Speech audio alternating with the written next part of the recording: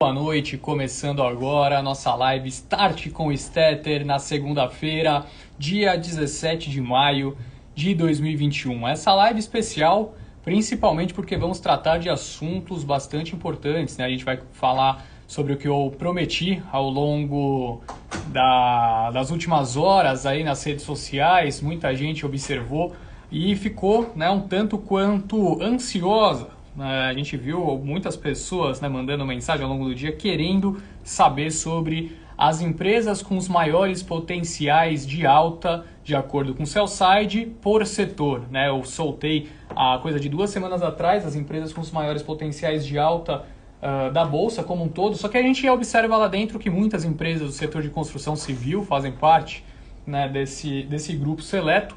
E às vezes a gente fica restrito a observar oportunidades de outros setores, né? Então aqui eu vou pegar a empresa com maior potencial de alta de acordo, né, com os analistas do Sell-Side. Quem são os analistas do Sell-Side? Os analistas dos principais bancos de investimento, né, do país e internacionais também que cobrem o Brasil.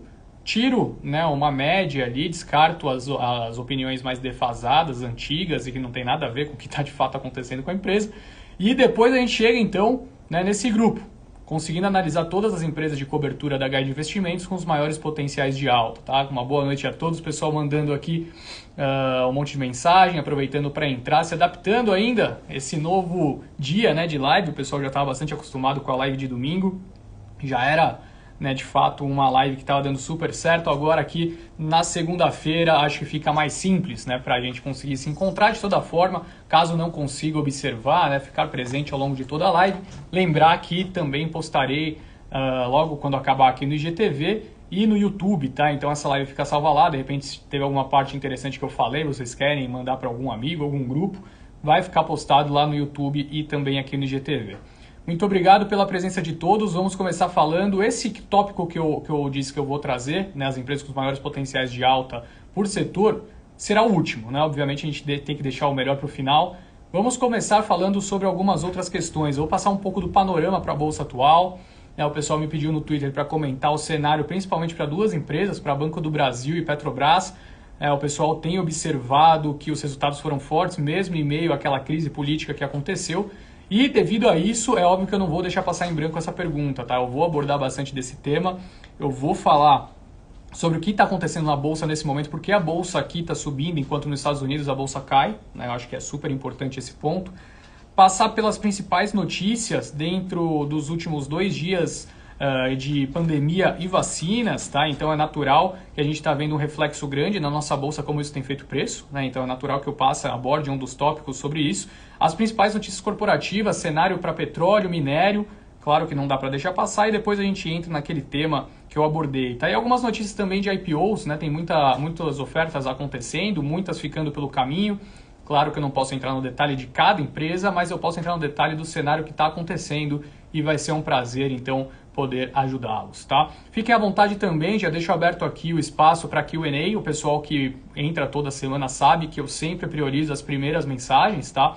Então aqui, ó, faça como o Alexandre, sempre presente também na live. Obrigado pela presença, Alexandre. Eu, de fato, priorizo as mensagens que são enviadas mais cedo, tá? Então, naturalmente, eu vou pegar as primeiras perguntas. Se você tem alguma coisa que quer que eu discorra, aproveite esse momento, então, que ainda tem pouca pergunta aí no chat, tá?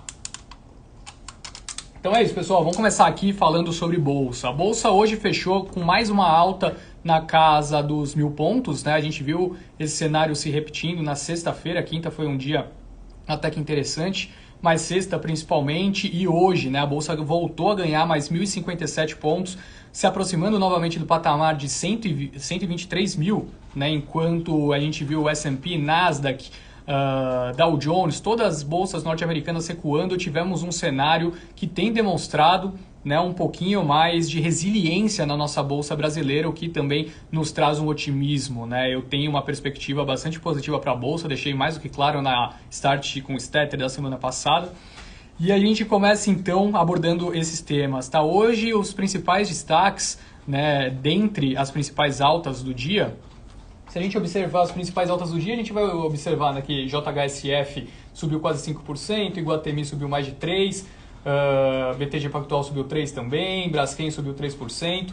Então foi bastante disperso, né? A gente viu diversas empresas de diferentes setores subindo mais de 2% no dia de hoje, o que mostra que o bom humor é generalizado. Mas, claro, as principais altas foram de empresas ligadas ao cenário de reabertura, como JHSF e também Iguatemi. O ponto em questão é o seguinte, né? Nós observamos ao longo do dia de hoje essas empresas tendo uma performance sólida, mas quem move o índice de fato são as grandes companhias, né? Então a Vale puxou mais 400 pontos para cima, vimos Petrobras somando, né, as ações ordinárias e preferenciais subindo também quase 400. Então a gente viu ao longo do dia, né, a bolsa subindo 1.057 pontos, sendo que praticamente 600, 700 pontos vieram de Petrobras e Vale. Então, no fim das contas, estamos de fato nas mãos dessas grandes empresas. E isso é ruim? Não no momento atual, né? O momento é muito positivo, a gente está acompanhando um boom, né, nesse mercado, mas eu vou guardar um pouquinho desse tópico para quando a gente entrar no noticiário corporativo, tá? Porque eu vou ter que falar um pouquinho sobre minério, sobre as notícias de Petrobras, o porquê eu estou começando a ver uma situação que pode se transformar em preço para Banco do Brasil e Petrobras, ficar atento a isso também. Vamos seguir a ordem aqui, portanto, do call, mas podem deixar daqui uns 10 minutinhos a gente aborda isso, tá? Gostaria de falar principalmente sobre o mercado de criptomoedas nesse momento.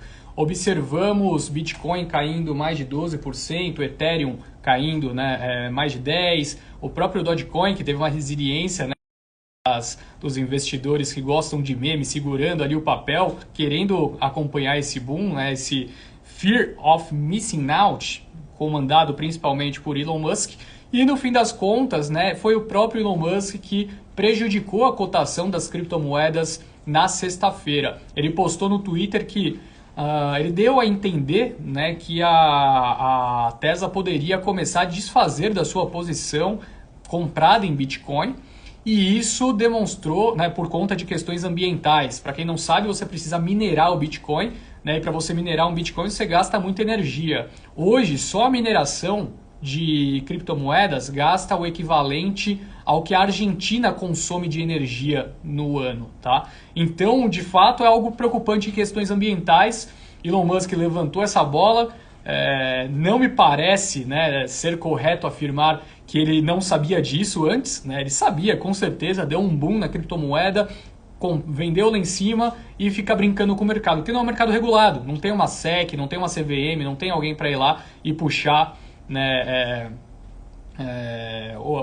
puxar essas gracinhas, acabar com essas gracinhas que o Elon Musk fica fazendo e tradando, portanto, esse tipo de movimento. Ele trade o próprio tweet, né, a forma mais fácil talvez de ganhar dinheiro. Então ele fez esse anúncio, a cotação do Bitcoin despencou, chegou a bater 64 mil dólares, né, há poucos dias atrás, 2, 3 semanas atrás, 4 talvez, e caiu direto para 40 mil nesse fim de semana. Foi o menor patamar da criptomoeda desde fevereiro, se não me falha a memória, uma queda que passou ali dos 12%, 15%, e 2 dias depois, no domingo, ele entrou no Twitter dizendo: não, a Tesla não vendeu Bitcoin, a gente não pensa fazer isso agora, mas quem é que me garante que vai chegar no balanço da Tesla sendo divulgado referente ao segundo TRI de 2021 e ele não vai ter desfeito da posição, né? Nada pode me garantir isso. E por conta desse cenário, mesmo com esse tweet, a gente viu o Bitcoin respirar um pouquinho, querendo tradear acima dos 46 mil dólares e voltando para o patamar de 44. Então, a falta de confiança nesse mercado, neste momento, é grande. E claro que nesses momentos surgem oportunidades, né, elevam-se os riscos, e o investidor tem que saber, né, direitinho o que fazer. O Hash 11, que é o ETF da Hashdex, né, que varia de acordo com as principais criptomoedas do mundo, caiu na sessão 11%, fechando em R$ 46,90, demonstrando claramente, né, esse receio que os investidores tiveram. A cotação lá fora caiu bastante, aqui quem estava posicionado tomou um grande prejuízo na sessão de hoje, tá? Henrique, isso vai mudar? Não sei. Eu não ponho minha mão no fogo por criptomoedas, vocês sabem bem disso. Eu acho importante ter um pouquinho na carteira para não perder o rally, mas como o Stefano Sergoli disse aqui, eu trouxe um dos sócios da Hashdex para a live de domingo, acho que alguns de vocês talvez estavam presentes, né, antes do ETF ser lançado, e o Stefano falou para a gente, vocês lembram bem: Henrique, não dá para alocar mais do que 5% do PL em criptomoeda. Se o cara está alocando um patamar, uma proporção elevada na sua carteira a um ponto que incomoda quedas expressivas como o dia de hoje, então ele está sobrecarregado, né? Então, de fato, ele está posicionado mais do que deveria. Então, esse o meu call, tá? O meu call permanece sendo esse. Eu acredito que é importante ter um pouco, mas ficar longe dessa loucura que algumas pessoas têm de colocar 30% do PL, 40% do seu patrimônio em criptomoedas. Você está fazendo isso, está correndo um risco muito desnecessário. Pouquinho o histórico mostra que reduz, né, ou mantém a volatilidade da carteira nos mesmos níveis, mas o retorno se eleva, né? E você está posicionado numa das tecnologias com maiores perspectivas para o futuro, certo? Então esse é o call de criptomoeda. Tomar bastante cuidado, tá? Entrando agora em pandemia e vacina, as principais notícias dos últimos 2 dias e que são notícias positivas, na minha visão, devem continuar sustentando, né, patamar da bolsa atual, pelo menos caso, né, nada se altere. Primeira delas, tivemos no sábado a divulgação que me chamou muita atenção. Eu vi poucas vezes isso sendo comentado nos jornais por aí, né, nos principais veículos de notícia, e por conta disso, gostaria de chamar a atenção sobre um dado do Brasil que é muito positivo. Claro que nada impede que, né, descambe como aconteceu há algumas semanas atrás, mas de toda forma a média diária de mortes por Covid-19 no Brasil ficou abaixo de 2.000 pelo 5º dia consecutivo, abaixo de 2.000, né, óbitos de média diária, portanto, de Covid-19, e esse dado é referente a sábado, tá? Então, chegamos a bater por diversos dias patamares acima de 4.000 mortes, né, notificadas em 24 horas. Dado esse cenário, a situação começa a melhorar. Estamos reabrindo, é claro que quando reabre, né, a gente sabe que a perspectiva de casos se elevarem é natural, é lógico o negócio, mais gente vai estar por aí andando, é natural que haja maior contágio, né? Mas a gente tem que manter um nível controlado. A pandemia não vai acabar, a gente sabe que a pandemia não vai acabar até que todo mundo consiga se vacinar, o que vai demorar. Portanto, também não dá para ficar de fora, não dá para falar, né? Assim, os pequenos comerciantes já não aguentam mais ficar com seus negócios fechados. A gente viu muitos casos, né, dessas pequenas empresas quebrarem, muita gente perdendo emprego, né? O patamar de desemprego do Brasil atingiu a máxima dos últimos anos nessa última divulgação. Então, o ambiente é insustentável para novos fechamentos. O que a gente precisa é conseguir controlar o número de casos com a reabertura que está acontecendo agora, o que nesse momento parece ser o caso, tá? Mas claro, é difícil. A grande preocupação que teve ao longo dos últimos dias foi a falta de insumos, tanto para a produção da vacina da Coronavac, como também, né, a falta de insumos para a Fiocruz conseguir produzir a vacina da AstraZeneca. Isso trouxe uma preocupação, né, começou aquele debate, já foi o Bolsonaro que falou mal da China, que eles não estão querendo trazer agora, e o governo falando que não tem nada a ver essa situação, que na verdade o problema estava em questões contratuais. De toda forma, o ponto é que a Fiocruz deve receber uma nova remessa de IFA no sábado e prevê a entrega de 18 milhões de vacinas até junho. Estamos no dia 17 de maio, tá? Então 18 milhões de vacinas até junho, que é uma notícia ótima para também, né, o andamento da nossa vacinação aqui no Brasil. Ouvi relatos de pessoas que estiveram nos Estados Unidos recentemente dizendo a seguinte frase: só não foi vacinado nos Estados Unidos quem não quer, em termos, né, de pessoas adultas. Quem não quis ser vacinado não foi. Todo mundo que quis ser foi vacinado. O que mostra, né, com a atividade econômica por lá tem retomado, que há uma sustentação em termos sanitários, né, o que é super positivo. E tomara a Deus que a gente consiga chegar, né, nesse patamar, talvez no 3º, 4º trimestre desse ano, vai chegar um lote grande de vacina no 2º semestre. Né, mais de 200 milhões a Pfizer, tem essas 18 milhões de vacinas, a Fiocruz vão chegar agora também, Coronavac produzindo. Então a situação parece que vai melhorar bastante no 2º semestre desse ano, tá? Nos Estados Unidos a situação está tão positiva que o Biden deve anunciar que os Estados Unidos, né, enviarão 20 milhões de doses da vacina ao exterior até o final de junho. Muito provavelmente o Brasil será um dos países beneficiados. Com certeza a Índia deve ser o mais beneficiado, porque a situação por lá está caótica. Eles têm talvez 7 vezes mais do que a população brasileira, né? Então a Índia deve receber mais, o Brasil deve receber também alguma coisa, pode sobrar um pouquinho de vacina para nós. E na Alemanha a situação também já melhora, tá? Então a Alemanha oferecerá vacinas contra a Covid-19 a todos os adultos a partir de 7 de junho. Para quem acompanha futebol, ficou sabendo, né, a gente vai ter a final da Champions League que ia acontecer em Istambul, mas mudou por conta das questões sanitárias, né? Eles regrediram a fase também relacionada à pandemia, e foi migrada a final para o estádio do Dragão, né? O estádio do Porto, com torcida, 6 mil torcedores de cada lado estarão presentes, tá? Então a gente deve ver uma retomada cada vez mais forte dessas questões na Europa também, Reino Unido já reabrindo todos os comércios, Europa e Estados Unidos vão trazer um alívio, tá? Esse estresse vai ficar para trás, pelo menos, de lá, tá? Aqui no Brasil ainda tem essa perspectiva que só no segundo semestre a gente consiga dar esse passo adiante. Essas são as principais notícias da parte de questões, né, ligadas à pandemia, questões sanitárias, vacinas, enfim. Agora vamos entrar no cenário corporativo. Eu sempre falo essas coisas relacionadas à pandemia porque elas fazem muito preço, vocês sabem bem. Estamos vendo empresas ligadas ao cenário de reabertura subindo bastante na bolsa recentemente. Por conta disso, agora a gente entra no noticiário corporativo de questões que podem fazer preço. E já aproveitando, pegando a pergunta aqui do Vitor Lucas, né, que perguntou sobre o minério de ferro, correção normal ou uma reversão de tendência. Vamos começar falando sobre o próprio minério, né? De fato, né, fui bastante sales na semana passada aqui, fiquei falando muito sobre o minério, que eu estava positivo para Vale, positivo para a cotação. E foi interessante que ao longo da semana a gente viu, né, quedas expressivas acontecendo na cotação do minério de ferro, por mais que, né, hoje tenha subido mais 4 e pouco. O que aconteceu?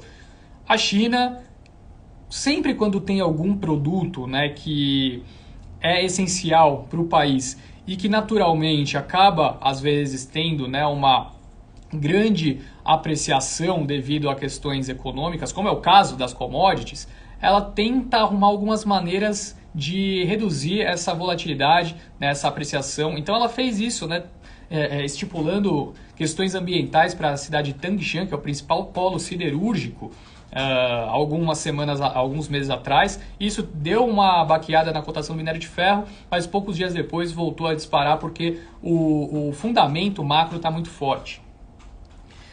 O minério de ferro voltou a disparar bastante, né, no fim da semana passada, retrasada, início da semana passada, ultrapassou o patamar de $230 a tonelada no Porto de Qingdao, o que é um patamar muito expressivo, de fato. E que nos chama a atenção é que poucos dias depois a China foi lá, né, começou a investigar algumas siderúrgicas que poderiam estar manipulando o preço do minério de ferro.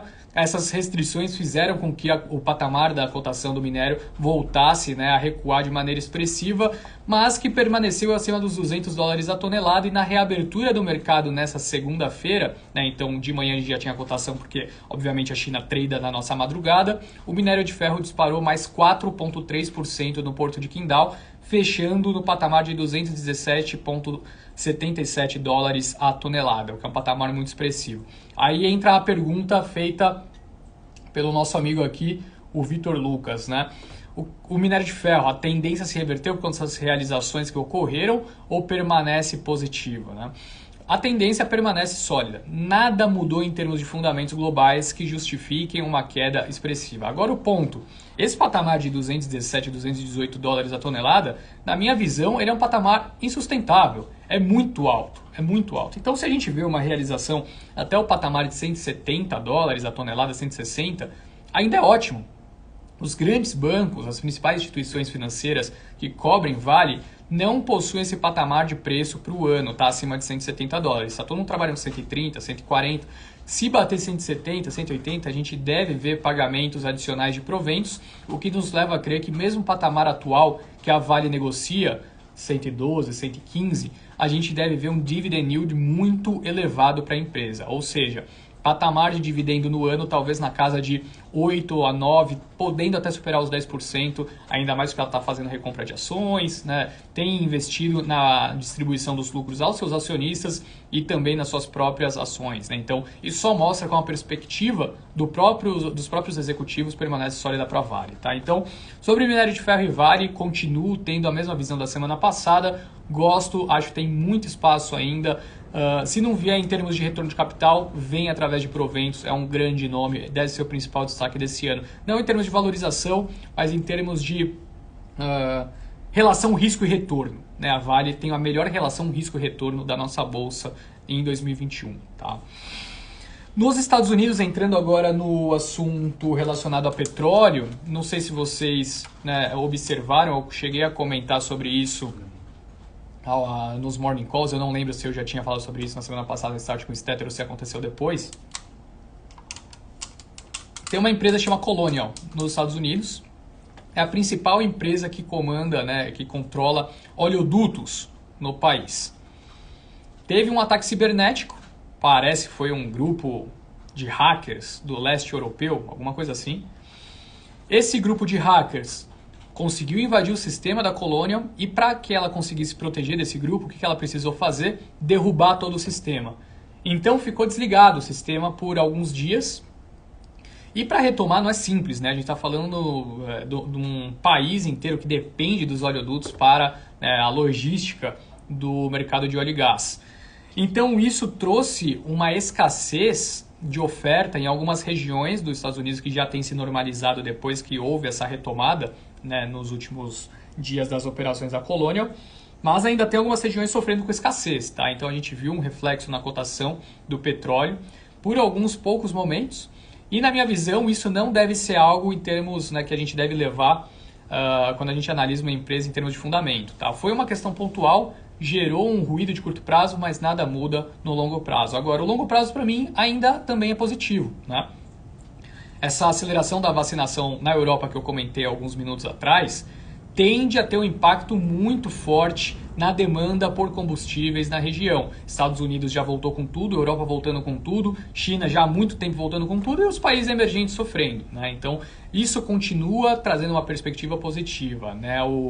A OPEP já disse que a oferta vai se elevar, mas vai se elevar aos poucos, mês após mês, e não há nada que indique uma alteração disso, né, para os próximos meses, assim, né, uma alteração dessa visão, pelo menos a OPEP não sinalizou nada nesse sentido, tá? Tendo como base nisso, né, a gente vê ainda a demanda indiana muito fraca, né, a demanda por combustíveis na Índia despencou em maio devido aos impactos do coronavírus, mas o fundamento permanece sólido. É claro que a gente tem que manter, né, essa análise ali do mercado indiano, porque impacta bastante uma demanda de um país que possui mais de 1 bilhão de habitantes, né, 1,5 bilhão. Então é lógico, 1,2 bilhão, enfim. Visando esse cenário e com o resultado divulgado pela Petrobras, começamos a ver diversas casas de análise elevando a recomendação no papel. A Petrobras divulgou seus resultados na semana passada. Os dados operacionais nós já sabíamos porque tinha sido divulgado, né? Ela sempre divulga uma semana antes, tal como a Vale faz. Porém, o resultado, na minha visão, foi bastante interessante, tá? A empresa continua desalavancando. O Silvio Luna disse no call que ele não quer interferir na política de preço da empresa, que era o grande medo do mercado, né? E, obviamente, a gente não deve ver nesse momento uma alteração do comando, né? O Bolsonaro demitindo, o Silvio Luna, não faz o menor sentido isso. Então, na nossa visão, a gente começa a ficar mais positivo para o papel. Ainda temos como top pick PetroRio, mas Petrobras começa a nos trazer uma perspectiva que as interferências realizadas ali atrás não devem se concretizar em grandes alterações operacionais para a empresa e, portanto, ela deve continuar fazendo seus desinvestimentos, né, vendendo refinarias. A gente vê ela vendendo uma importante há pouco tempo para a RLAN, né, vimos ela está desfazendo também de ativos de gás na Bolívia e diversos outros postos, né, que a gente vê ela vendendo a todo momento. Deve continuar fazendo isso, desalavancando a empresa, ou seja, ficando com uma condição financeira mais equalizada e gerando mais caixa, né? Essa geração de caixa, no fim das contas, é super importante para uma empresa que estava extremamente bagunçada anos atrás e possivelmente, né, teremos uma perspectiva muito sólida para a empresa daqui 1-2 anos. Né? Não só uma potência no mercado local, que já é, mas uma perspectiva de que isso será sustentável. A grande dúvida é essa: sustentável não é? A gente tem uma perspectiva sólida para a Petrobras, pelo menos ao que tem sido passado pelo management atual. Tá? Com base nisso também o Bradesco elevou sua recomendação, né, hoje pela manhã, de neutra para compra para a Petrobras. Eu vou até pegar os preços alvos aqui como está a média para vocês, já que a gente está falando disso, e eu passo também qual foi do BBI, tá? Ó lá. Petrobras, BBI jogou o preço para R$ 35, o Itaú está com 38, né, também outperformer, também revisou seu target há pouco tempo atrás. Enfim, dentre os principais, né, que fizeram alterações recentemente são esses, o BTG permanece com neutro, quem mais? O Safra tem compra também, preço-alvo em 30. Então, no fim das contas, a gente começa a ver o sell-side elevando as suas recomendações para Petro e mudando, né, também seu preço-alvo. O que demonstra que o mercado começa a acreditar um pouquinho mais no cenário para a empresa, né, o que era a grande dúvida que o mercado possuía até então sobre essas interferências do Silvio Luna, que, ao que tudo indica, não deve ocorrer pelo menos no curto prazo. Tá? Claro que o petróleo também colaborou, né? O petróleo subiu 1% na sessão de hoje e continua, portanto, mantendo esse patamar, que é um patamar importante entre 65 e 70 dólares o barril, com o câmbio a 5,20, não devemos ver nenhuma pressão na frente dos caminhoneiros, né? Até o Bolsonaro tem desenhado algumas medidas para evitar que os caminhoneiros voltem a buscar novos incentivos nos próximos meses, tá? Sobre Eletrobras, a gente está falando de estatal aqui, a Eletrobras é um case interessante, a gente viu um rally acontecendo na última semana devido à entrega, né, de um dos deputados sobre a MP que visa a privatização no Congresso. O ponto é que hoje tivemos diversas ressalvas vindo de Brasília quanto a esse relatório, tá? Muita gente acreditando que a forma como o relatório está estruturado abre espaço, abre margem para que muitos ajustes sejam feitos e que o cronograma não seja cumprido, o que abriria espaço para que, enfim, outros processos fossem necessários, que tardaria ainda mais e talvez lá em 2022, entrando eleição, teríamos dificuldade para privatização da empresa. Tá? Então a gente viu um mau humor e, como eu venho dizendo há muito tempo, apesar do resultado interessante que a Eletrobras divulgou, devemos continuar vendo a empresa variando, né, sendo precificada com o noticiário relacionado à privatização e não às suas questões operacionais. Tá? Agora, dando um gás aqui na parte corporativa, temos a notícia que a Caixa quer levar a BRK Ambiental e a VLI à Bolsa, duas empresas que a Caixa possui boa participação, podendo ser listadas em breve. A JBS captou 500 milhões de dólares com a menor taxa de juros da sua história para pagar a Vivera, né, aquela empresa que eles compraram na Europa. Interessante isso porque 3,75% ao ano, né, a taxa que a JBS conseguiu captar lá fora. Uma taxa histórica. Ninguém imaginava que isso fosse possível há 4 anos atrás, 5 anos atrás. Então o custo de dívida da empresa cai, a despesa financeira se reduz. Obviamente, né, a gente vê então uma perspectiva de lucro maior para a companhia devido a essa redução do custo de dívida, tá? Super importante também para a JBS. O Facebook está negociando uma parceria com a Cielo para que a companhia seja sua processadora de serviços financeiros, segundo divulgou o jornal O Globo. Tá? Se a negociação fechar, a Cielo cuidaria da proteção contra fraudes, processamento de boletos, Pix e também cartões. Tá? É uma parceria que pode ser interessante para a Cielo, a empresa que tem tido uma séria dificuldade em entregar bons resultados. A gente permanece neutro, preferimos ficar de fora. Tá? A gente acha que, em termos tecnológicos, a empresa ficou para trás em relação aos seus pares. Lembrando, pessoal, que daqui talvez uns 10 minutinhos a gente vai entrar nas empresas com os maiores potenciais de alta por setor. Tá? Eu compilei o que os grandes analistas do mercado estão tendo, né, como preço-alvo para suas empresas, e aí a gente vai entrar dentro de cada setor. Setor aéreo, qual a empresa com maior potencial de alta? Qual que é esse potencial? Né? Enfim, então ficar atento, avisar os amigos, os grupos, que em 5, 10 minutos a gente vai começar. Tá? Manda aqui no aviãozinho, dispara aí pra galera que esse tópico é interessante e ninguém divulga, tá? Apesar, né, da gente que tem acesso a Bloomberg ter esse acesso, muitas pessoas preferem não divulgar, né? Eu acho que o correto é exatamente o oposto, a gente tem que disseminar essa informação a todo mundo que nos acompanha, beleza? Bom, quanto a Hapvida e Notre Dame, saiu um furo de notícia hoje, né, dos jornalistas que trabalham ali no Traders Club, né? Essa é uma notícia no TC Mover, de que o grupo do CAD está havendo uma sobreposição horizontal em fusão de Hapvida e Notre Dame, tá? Então, possivelmente, a gente pode ver o CAD determinando que uma das empresas precisa ser, alguns dos ativos, né, de uma das empresas vai precisar ser vendido para que a fusão ocorra, tá? Isso trouxe um pouquinho de mau humor para com os nomes quando a notícia saiu. A gente está falando muito sobre o avanço das empresas, né, de varejo eletrônico, como isso tem resultado, de fato, numa apreciação, né, tanto dos papéis, quando a gente compara o que aconteceu no início de 2020 até agora, caiu, mas muito acima, né, do que a gente tinha observado. A demanda tem sido forte. A gente viu um primeiro trimestre onde as empresas outperformaram a expectativa do consenso. E agora, né, saiu uma notícia interessante do Infomoney que o Mercado Livre deverá investir 4 bilhões de reais em São Paulo com geração de 5 mil empregos, né? Então o Mercado Livre está cada dia mais forte, deve continuar expandindo de maneira incisiva aqui no nosso, pelo menos no meu, né? no meu estado. Bom, quanto à mudança de recomendação e início de cobertura, eu gostaria de chamar a atenção uma empresa que fez um re-IPO recentemente e teve início de cobertura de 3 grandes casas, tá? Eu trouxe aqui análise de 2 delas, que é a DASA, né? A DASA, empresa do setor ali de saúde. Morgan Stanley reiniciou a cobertura em DASA com recomendação de compra, preço-alvo em 96,50, implica um potencial de alta de 64% em relação ao fechamento, né? E o Credit Suisse também reiniciando cobertura com recomendação de compra, o preço-alvo mais baixo, na casa de R$ 75, tá? Bom, eu comentei sobre as principais estatais, só para não passar em branco, tivemos resultado, né, na semana passada do Banco do Brasil.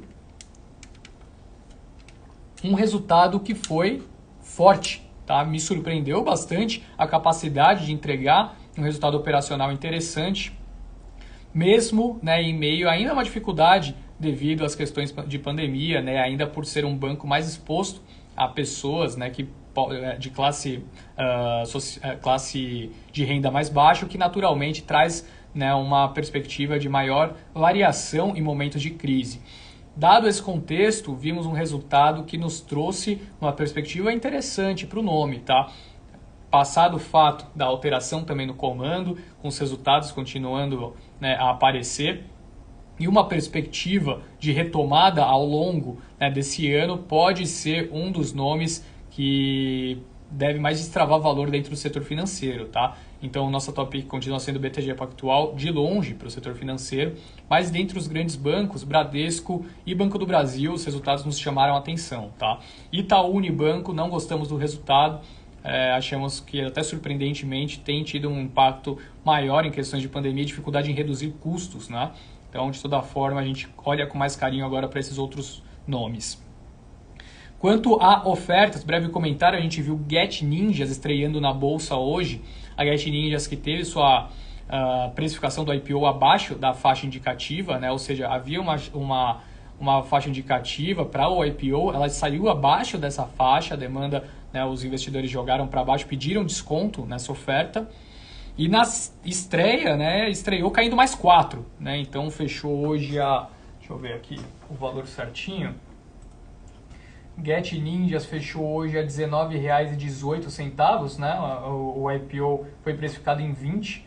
Logo, então, no primeiro dia de negociação já foi para baixo mais 4%, tá? Então, quem entrou na oferta, claro, para longo prazo nada muda, mas quem buscava flipar não teve uma boa oportunidade. A Multilaser retomou o pedido para o IPO, né? Então a gente deve ver mais uma vez essa oferta tentando sair. E uma empresa, que é uma empresa, né, que investe em empresas de tecnologia, né, um fundo, né, que investe em empresas de tecnologia, que chama InvestTech, pediu registro também para o seu IPO, pode ser um dos nomes que a gente vai ver então ao longo dos próximos meses, né, bastante em pauta. Então, neste momento, fecho aqui a parte de notícias corporativas, a parte de pandemia e vacina, também criptomoedas, análise da sessão do que aconteceu hoje e vou partir agora, portanto, para as empresas com os maiores potenciais de alta por setor, né? Essa compilação é referente ao mês de maio, né? Eu soltei também essa base referente ao mês de abril. Alguns nomes permanecem sendo os mesmos dentro desse grupo, mas de toda forma a gente deve continuar vendo algumas alterações aqui. Então é fundamental prestar atenção né, que algumas boas oportunidades podem estar no radar. Quando a gente olha mais para longo prazo, isso faz mais sentido, tá? Apesar da compilação ser referente ao mês de maio, isso não quer dizer que a empresa vai subir esse percentual no mês de maio, não é isso. Perspectiva sempre para 12 meses, tá? Vamos lá então, as empresas com os maiores potenciais de alta de acordo com os analistas do sell-side para cada setor. Vamos começar falando sobre as aéreas, tá? E que aqui está de fato a situação mais curiosa. Dentre as companhias aéreas, e que entra também aqui em Embraer, apesar de não ser uma companhia aérea, né, uma empresa exposta ao setor aéreo, de acordo com os analistas do sell-side, todas as empresas possuem, na verdade, não potencial de alta, possuem potencial de queda. Na visão do sell-side, a não ser que eles, né, elevem em breve as suas recomendações, nesse momento a empresa que tem o menor potencial de queda é a Azul, tá? Com potencial de queda de 4%. Então, não tem nenhuma com potencial de alta, esse é o ponto, tá?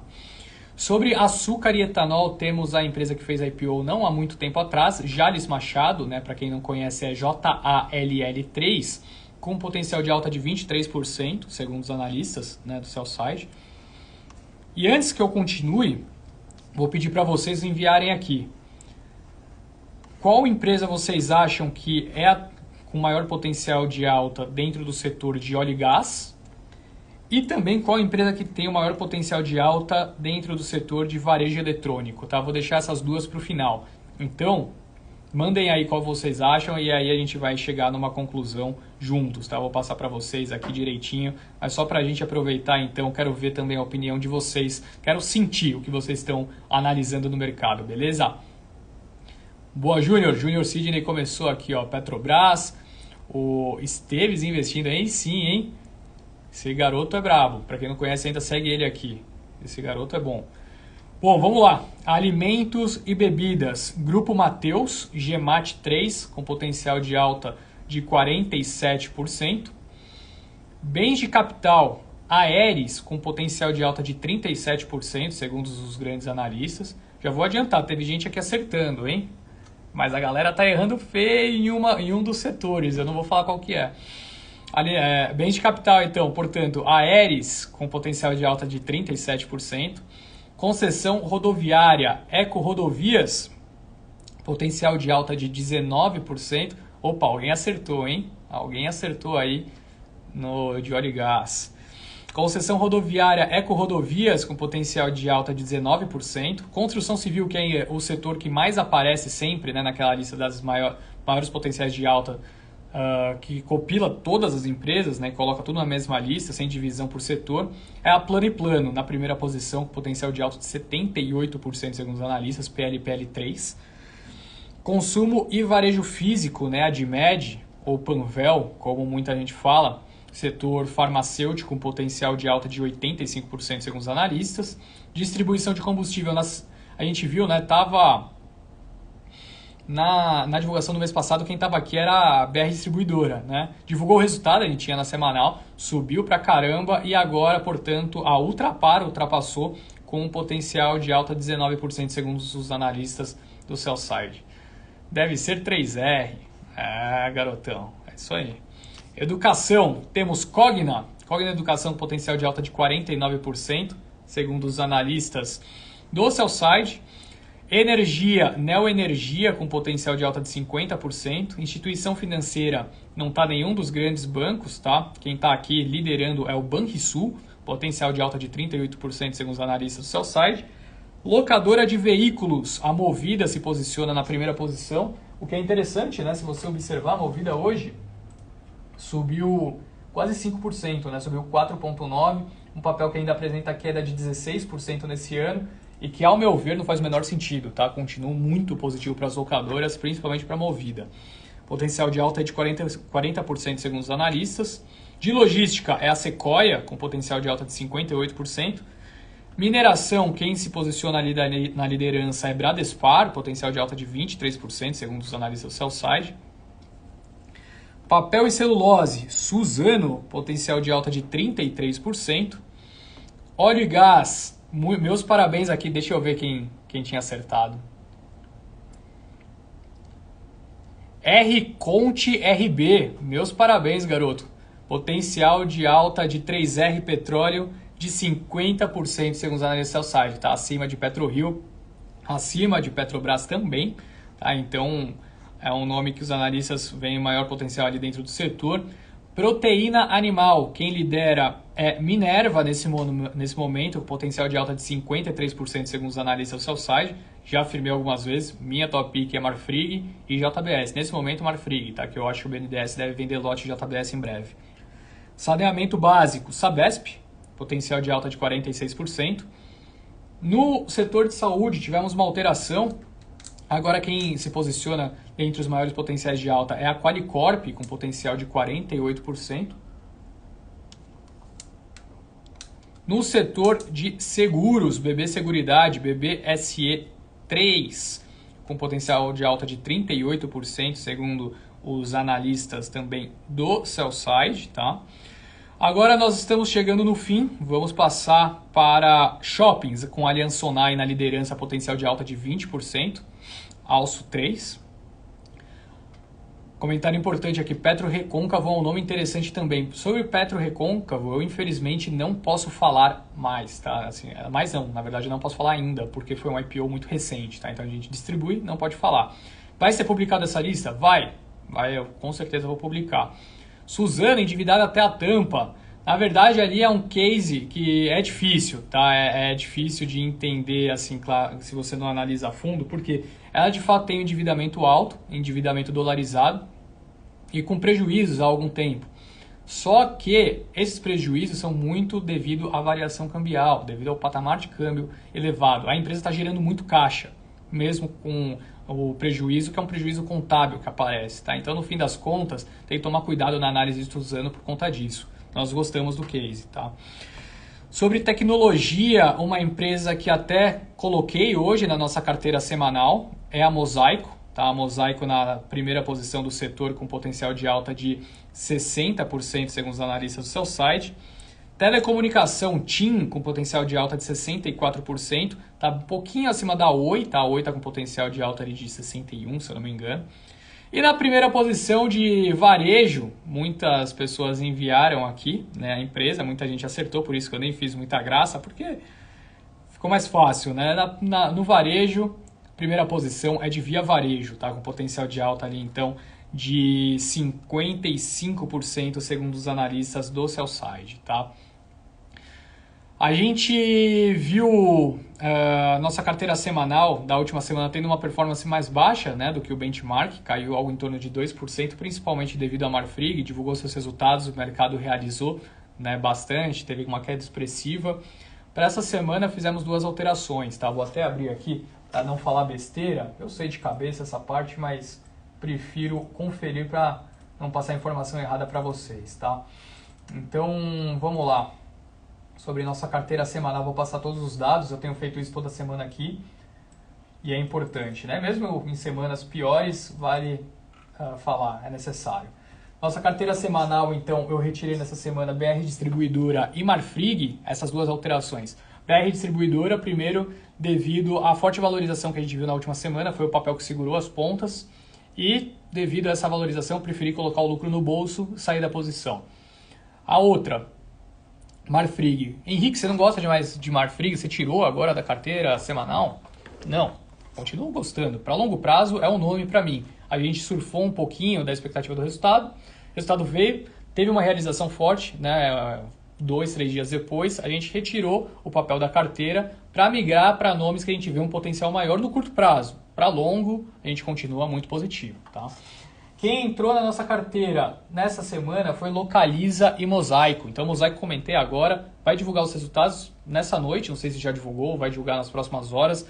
Tenho boas expectativas, tá? A gente viu resultados do varejo eletrônico surpreendendo positivamente. A gente acha que a Mosaico vai começar agora, né? Ela divulgou que vai começar agora o seu cashback. Ela está um estágio abaixo nesse avanço da Melius, de fato. Uma empresa que quando saiu o IPO valorizou 98% no mesmo dia, claro que ali tinha um boom de curto prazo, né? Muita gente vendeu o papel bateu os R$40, fechou hoje a 20, 21. É um nome para mim também, eu tenho expectativa boa para o resultado, por isso coloquei na carteira, mas eu acho que quem tiver o papel e segurar ali 12 meses, 24 meses, eu acho difícil que tenha prejuízo, tá? não vou falar impossível, a gente nunca sabe o dia de amanhã. Mas é uma empresa que tem uma perspectiva de crescimento muito grande. A parte de cashback em construção junto com o BTG, que é uma casa que sabe ganhar dinheiro, né? Todo mundo sabe disso. E além disso, né, é uma capacidade de ser um business que vai ser transformativo para o mercado, né?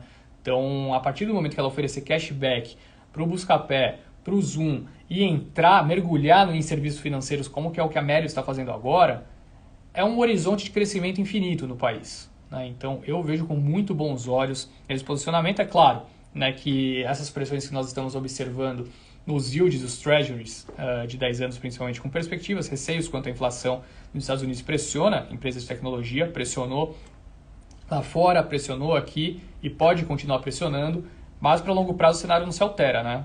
A elevação dos yields lá fora vai mudar o que no resultado de Melius? Não vai mudar muita coisa. Então, é um nome que eu gosto, Melius e também Mosaico, tá? Eu gosto das duas, que eu tô falando, nesse fim eu acabei trocando, mas eu tô falando de Mosaico, tá? E, bom, Localiza. Localiza, para mim, é o nome mais eficiente do setor. Há uma dúvida quanto ao que vai acontecer com a fusão com a Unidas. Muito provavelmente o CAD deve barrar algumas partes dessa fusão, o que não impede o fato, né, não muda o fato de que a empresa continua gerando muito caixa. Eu tenho uma perspectiva bastante positiva para o crescimento orgânico e também com essa fusão, né? Então, crescimento orgânico, para quem não acompanhou, quem tem carro, né, e quis trocar o carro recentemente viu, os preços dos automóveis dispararam devido à pandemia, né? Secou a oferta e o automóvel usado se valorizou pra caramba. Uma empresa que vende seminovos tem uma depreciação menor e gera muito caixa. A gente viu isso acontecer no primeiro tri. Claro que não é sustentável, vai apresentar uma dificuldade de renovação da frota em breve, mas permanecemos então positivo. A gente acha que é um case interessante para surfar Reabertura Brasil, tá?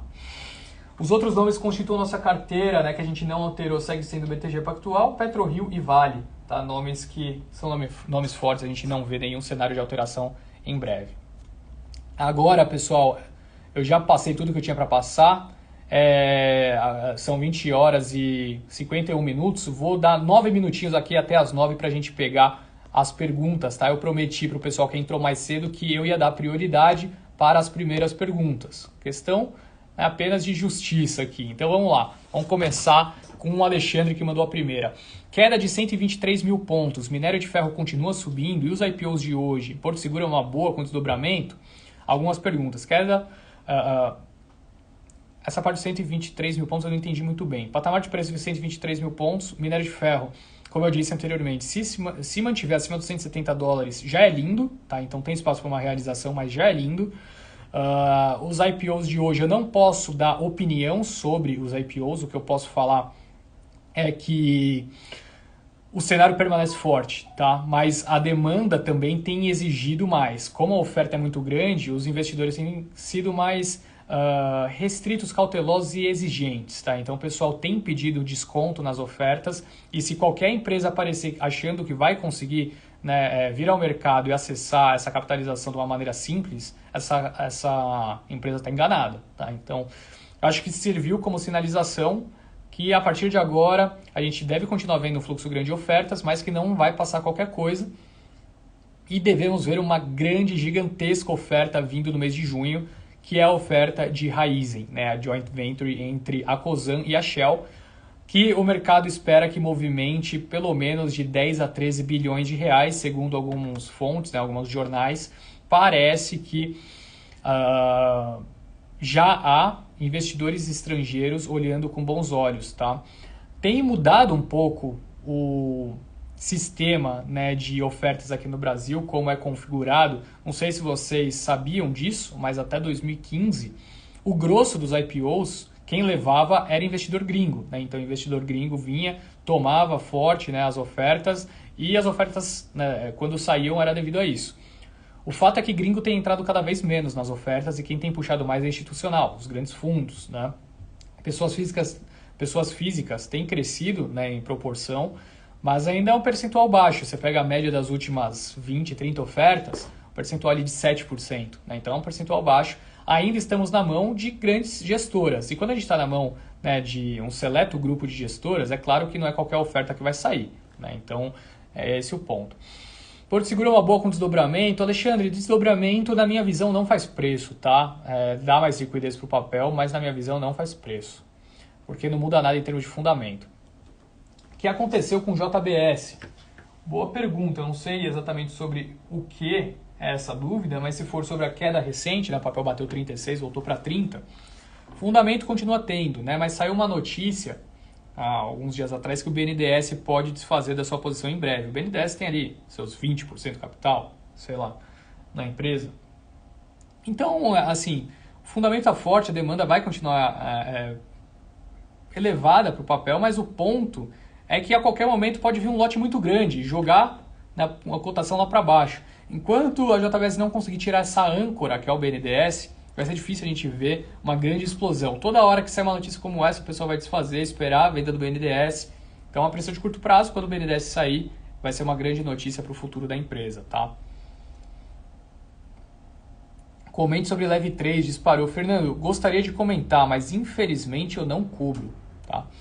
Além da curva de juros, o que podemos ver, influenciando os papéis de Cyrela e demais incorporadoras, mesmo com resultados fortes, faz pouco preço. De fato, a grande preocupação é essa, Carlos. A grande preocupação é não quanto a curva de juros tem, né, inclinado, né, ou aberto ao longo dos últimos meses, mas a perspectiva, o futuro, né? A gente tendo uma abertura da curva naturalmente tira a atratividade do setor por duas razões, seja através dos dividendos, seja através, né, do custo do financiamento para a demanda. Mas ao mesmo tempo a gente tem outros fatores que impactam, né? Então a gente viu algumas empresas com baixos lançamentos nesse ano, devido ainda à incerteza quanto à pandemia. Acho que um cenário de reabertura tende a ser bastante positivo. A gente tem uma visão muito sólida para a Cyrela ainda, tá? Nosso top pick segue sendo a própria Cyrela que você citou. Então é um nome que a gente gosta, tá? Será que VEG não vai andar em 2021? Eu já falei algumas vezes sobre VEG, né, na live. Ela tem algum tempo tendo uma performance mais baixa de fato do que o costume, né? Perdeu muita força depois da declaração do CEO, quando ele informou que a empresa deve crescer a ritmos menores do que dos últimos anos. Continua sendo um nome que a gente gosta, continua sendo um dos cases, né, de melhor governança da bolsa, capacidade de execução, e é uma empresa que se beneficia desse boom. A gente fala muito, de repente, de Tupi, de Gerdau, empresas que se beneficiam, né, desse boom de infraestrutura que estamos observando em diferentes países do mundo. Mas quem é que produz o maquinário, né, para diversos desses produtos também? É a VEG. A gente falou muito de empresa de saneamento com marco legal, mas quem é que produz esse maquinário? É a VEG. Então é um nome que naturalmente, né, o cenário continua sendo bastante forte para a empresa, tá financeiramente bem colocada, enfim. Gostamos, exposição a diferentes países, diferentes localidades, diferentes moedas. Em sua opinião, se a Austrália voltar a vender para a China, qual o downside que pode ocorrer no preço do minério internacional? Boa pergunta, Nelson. A gente estava observando já patamar de minério ali em 160, 170, chegou a bater quase 200 antes desses impactos, né, do rompimento dos diálogos entre China e Austrália. O ponto é que a Austrália não parou de exportar, não é que a Austrália parou de exportar. As relações foram danificadas e naturalmente trouxe um mau humor. Mas não tem como a China parar do dia para a noite de importar minério da Austrália, porque não vai ter de onde importar. O Brasil não é capaz de suprir toda a oferta que a Austrália, né, produz. Agora, de fato, caso haja um cenário de pacificação, né, entre as relações comerciais dos dois países, a gente deve ver a cotação realizando, mas na minha visão, sem nenhuma perspectiva que haja uma mudança muito drástica, tá, para o patamar do minério. Ficando acima daquele 170, como eu disse, maravilhoso, tá? Rconte RB, poderia comentar sobre Bmob? Eu não conheço muito do case, tá? Peço desculpa, até gostaria de comentar mais, mas eu prefiro não comentar. Se o Elon espirrar, o BTC cai 20%. É o que aconteceu, né? O Victor perguntou de minério aqui, eu já comentei, né? Os Minas e Gerdau, cenário muito parecido com o que eu já tinha falado, né? Os Minas, com essa retomada de atividade econômica brasileira e principalmente o setor automobilístico, ela possui uma grande exposição aqui no país, é driver. Gerdau, com os Estados Unidos bombando, é driver. Não há nenhum sinal né, de que deva se alterar essa perspectiva para os dois papéis, tá? Então, continuamos positivos para ambos, apesar da nossa atual pique no setor seguir sendo Vale. Urso Magro falou, urso na área. Aí sim, meu patrão. Seja bem-vindo. Apesar que a gente não quer o urso aqui, né? A gente quer o tourinho. Henrique, AB3, hoje desdobrou. Simone, gosto, sigo gostando, tá? Eu acho que eu já disse algumas vezes sobre B3, as minhas perspectivas positivas para B3. O resultado foi forte de novo na semana passada, retrasada. Eu acho que desdobramento, na minha visão, não tem nenhum sentido para fazer preço, tá? Apesar de ficar mais fácil de comprar um lote e, obviamente, aumentar a liquidez do papel. Gosto do nome, continuo achando que é um dos principais cases de serviços, né, financeiros da Bolsa. Pessoal, 20 horas e 59 minutos.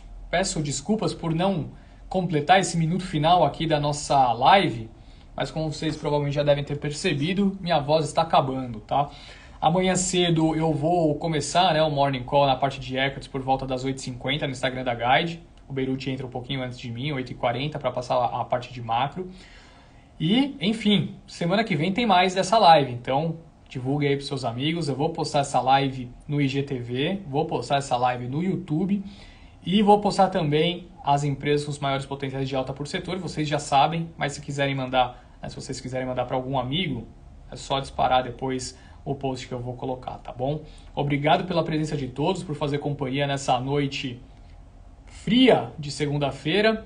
Estamos juntos então a partir das 8 e pouco amanhã para falar mais de mercado com as principais notícias da manhã, tá bom? Obrigado mais uma vez, pessoal. Uma ótima noite a todos e até mais. Tchau, tchau.